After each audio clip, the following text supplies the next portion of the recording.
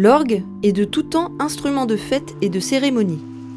Il aurait été inventé au IIIe siècle avant Jésus-Christ à Alexandrie et accompagnait les fêtes païennes et les combats des gladiateurs, y compris lors des supplices infligés aux martyrs, probablement ce pourquoi l'Église en avait interdit l'usage jusqu'au Moyen-Âge, où il se fit plus sophistiqué, passant d'hydraulique à pneumatique. C'est pourtant bel et bien de la version phare des églises dont nous parlerons aujourd'hui à Meudon-sur-Sèvre, le grand orgue.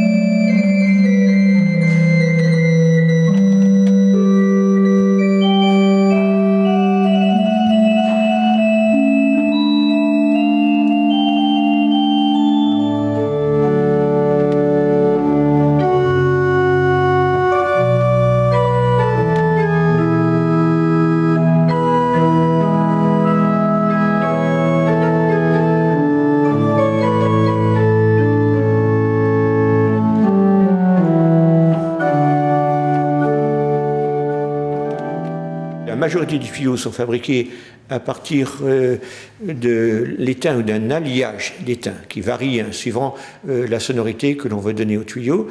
Il peut y avoir aussi du plomb également, voire quelquefois un peu de cuivre, un petit peu de zinc, mais bien sûr le matériau le plus noble c'est quand même l'utilisation de l'étain. Et puis autrement, il y a les tuyaux les plus graves de l'orgue, les plus gros tuyaux qui sont en bois, de même dans les bourdons aussi, dans les flûtes de 8 qui ne sont pas de forme cylindrique, mais de section carrée. Évidemment, pour que ces tuyaux puissent parler, il faut apporter du vent, autrement dit de l'air, qui est donc envoyé à l'aide d'un moteur électrique. Autrefois, c'était un soufflet qui était actionné à la main ou au pied.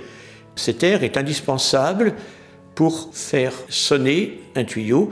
Le tuyau va sonner parce qu'il a une partie, souvent il est ouvert à la partie supérieure, mais quelquefois la partie supérieure peut être bouchée aussi. Il peut y avoir un tampon en bois ou autre, ou un tampon en métal cylindrique. Tout dépend des familles de sonorité de ces tuyaux.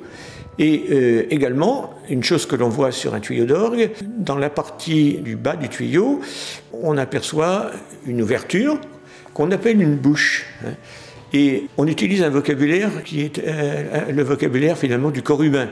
Parce qu'on va parler pour le tuyau du pied, donc c'est la partie inférieure, et puis on va parler donc de la bouche et des lèvres, lèvres supérieures, lèvres inférieures, parce qu'il y a des petites pièces de métal qui sont soudées en haut et en bas de cette bouche. Et également, quelquefois, pour certains tuyaux, on a aussi ce qu'on appelle des oreilles, qui sont des pièces de métal qui sont fixées de chaque côté de la bouche. Et on parle même du corps du tuyau. Donc, vocabulaire qui est en référence au corps humain. Donc, pour que ces tuyaux puissent parler, il faut donc amener l'air qui fait vibrer la colonne d'air à l'intérieur. Alors les sonorités, par exemple, si on prend le jeu qu'on appelle la trompette, qui a une sonorité bien caractéristique, c'est un jeu d'anche dans lequel il y a une petite languette qui vibre. Alors tous ces tuyaux sont posés sur des sommiers.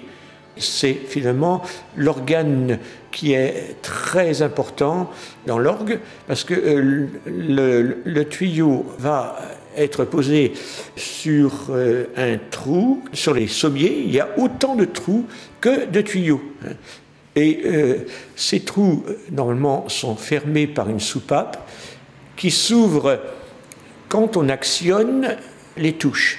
Alors, entre la touche que l'on voit sur les claviers et puis le sommier, il y a des transmissions qu'on appelle des vergettes, qui sont en général en bois, et quelquefois ça peut être en métal, aussi en laiton. Donc il y a toute une mécanique qui se met en jeu quand on appuie sur les touches.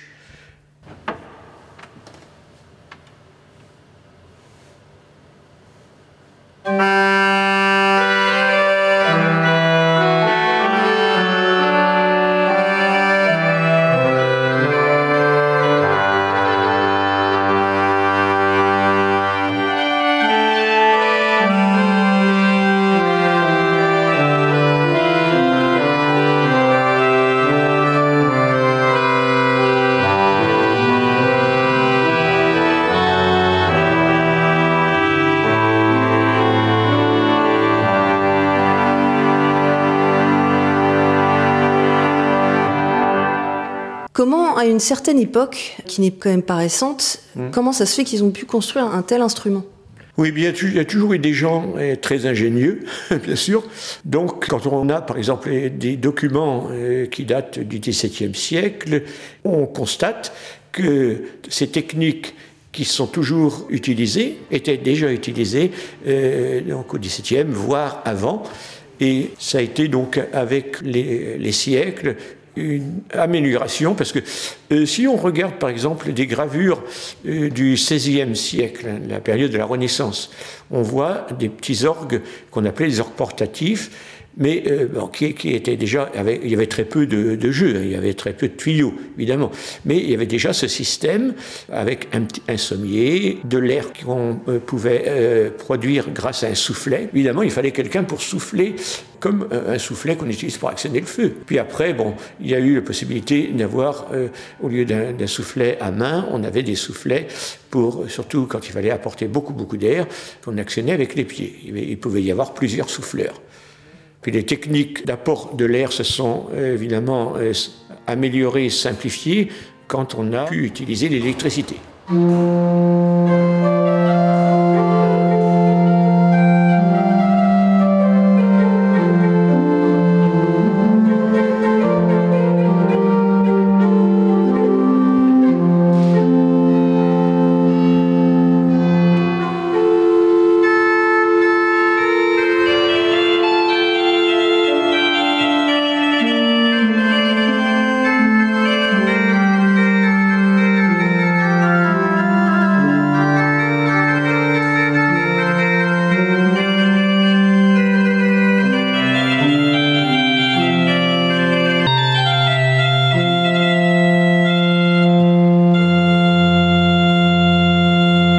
Est-ce que vous pourriez me dire la longueur des tuyaux?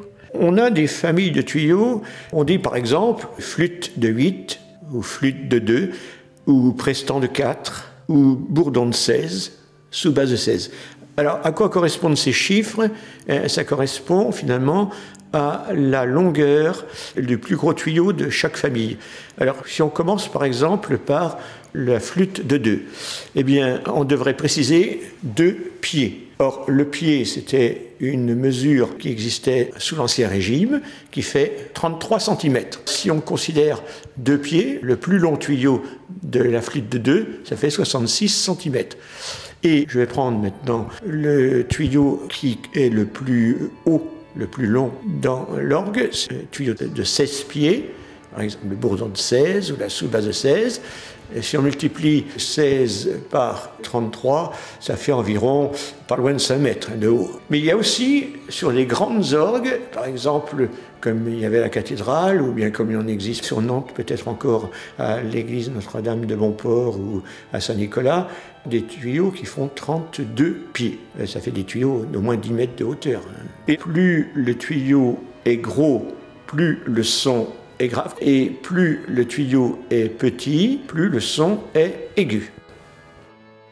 Voici quelques exemples de sonorités. Je commence avec les jeux du récit, qui sont des jeux plus pour faire entendre le chant, qui sont moins puissants. Ça, c'était le bourdon de 8. Alors, le jeu qui est le plus puissant sur l'instrument, c'est un jeu d'anche, la trompette.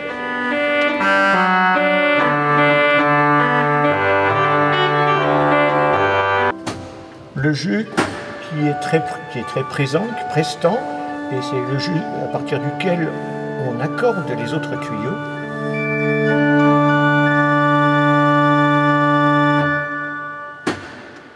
Et puis le plein jeu tout seul, mais il va apparaître un peu criard, parce qu'il est associé avec les autres jeux normalement, mais tout seul, voilà ce que ça donne.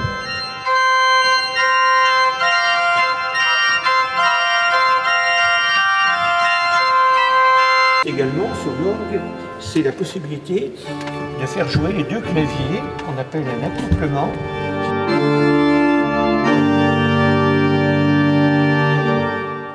Donc complexe à créer, à fabriquer et à jouer. Combien de temps il faut mettre pour apprendre cet instrument? Pour le maîtriser, bon, il faut quand même plusieurs années, hein, bien sûr. Donc les personnes, on a par exemple à Médon, Jeanne Chicot, originaire de Médon, qui a pu suivre les cours au conservatoire à Nantes, puis à Strasbourg et ensuite en Italie, et qui est devenue une organiste professionnelle connue sur le plan international, qui jouera d'ailleurs dans cette église le 10 décembre prochain. C'est un concert qui sera donné le dimanche 10 décembre, avec une soprano qui est donc une artiste lyrique, et puis il y aura aussi donc la participation de la chorale de l'église également. Comment expliquer que l'orgue est devenu l'instrument de l'église? Je pense que ce sont les sonorités produites par cet instrument qui correspondent le mieux à la liturgie, les messes ou sacrées. L'orgue, par sa puissance, peut justement soutenir davantage un grand nombre de personnes qui chantent ensemble. Ça peut être aussi l'explication, surtout pour les grandes églises et les cathédrales. Retrouvez le concert à l'église de Médon-sur-Sèvre du dimanche 10 décembre à 15 h avec l'organiste Jeanne Chicot qui accompagnera une chanteuse soprano et la chorale liturgique de Médon pour interpréter des chants de Noël issus d'un large répertoire traditionnel afin de partager la joie de l'événement. Pour l'heure, nous nous quittons en musique.